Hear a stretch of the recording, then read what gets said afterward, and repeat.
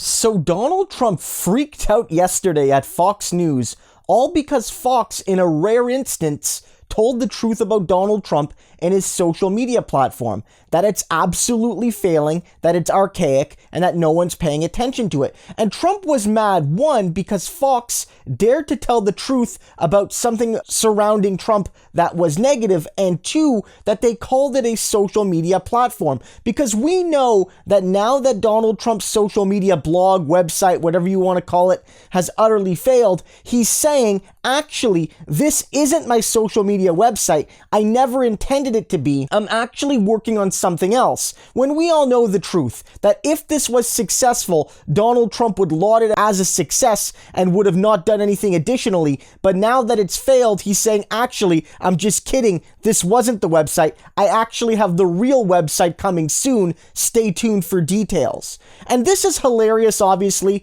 because we love that Trump is banned from Twitter. We love that Trump tried to recreate Twitter and absolutely failed at it. But this matters because it shows that Donald Trump continues to feed this civil war among right-wing American media and how that's dangerous, absolutely dangerous for American democracy. We've seen it. He still goes on Fox. He still has some people on Fox like Sean Hannity and Maria Bartiromo that he goes on their shows and gives exclusive interviews to, so he hasn't abandoned Fox.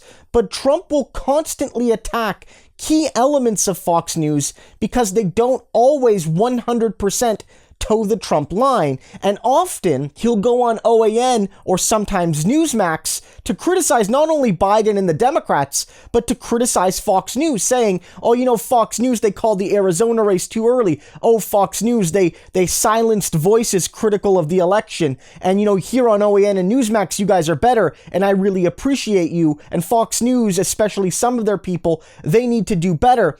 And this is all an effort for Trump to sort of split his audience a little bit, to show to these networks that I control tens of millions of people, and if you want those viewers, you have to be loyal to me. And so it incentivizes lying about reality. It gives Fox News and OAN and Newsmax, but especially Fox as the more mainstream in relative terms of the three, to lie about the American election, to lie about politics, to lie about Trump, because they don't want to lose that Trump brand to OAN and to Newsmax. And you're even seeing OAN and Newsmax fight about it, where OAN is like Newsmax is secretly a left-wing network because they're not talking about the election lies and conspiracies anymore, and we are, and so trust us, OAN, not the communists at Newsmax, if you can believe it. And Trump feeds this. When he goes on OAN or he goes on Newsmax, he says, Fox News, they're weak on the left now, and we have to stay strong